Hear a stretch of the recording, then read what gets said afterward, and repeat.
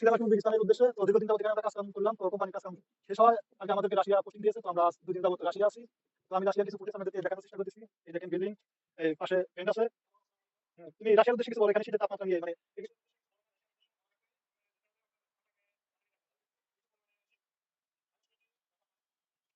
আর এটা হচ্ছে মূলত শীত প্রধান দেশ। এখানে অনেক শীত, যা অনেক আগে বাংলাদেশের তুলনায়, তো বাংলাদেশের তুলনায় হিসেবে চলে নাকি শীত হিসাবে, কারণ প্রচন্ড পরিমাণ শীত, মাইনাস আছে তাপমাত্রা, সবসময় বাংলাদেশে মাইনাস যায় না, সবসময় প্লাসই থাকে। তো আমি আর কি কিছু ফুটেজ আপনাদেরকে দেওয়ার চেষ্টা করতেছি, ঘুরে ঘুরে দেখানোর চেষ্টা করতেছি। দেখতে থাকুন, আশা করি ভিডিওটি সকলে ভালো লাগার কথা।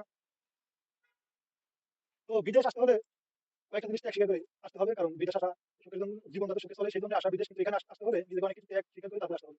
কারণ যেমন পরিশ্রম করতে হবে, যেমন যেহেতু এটা শীতের রাষ্ট্র, শীত প্রধান দেশ, শীতের ভারী পোশাক, আবার ডিউটি বাড়তি পোশাক, এগুলো যখন শরীরে পড়তে হয় তখন মোটামুটি পোশাকের ওজন আপনার ১০ থেকে ১২ কেজির মতন হয়ে যায়। তো বিভিন্ন ধরনের কষ্ট করতে হয়, বিভিন্ন চলাফেরা, খাওয়া দাওয়া, এই টু জেড। বিদেশ প্রবাস কষ্ট হয়, কিন্তু কষ্টের মাঝে সুখ পাওয়া যায়, সফলতা আসবে ইনশাল্লাহ।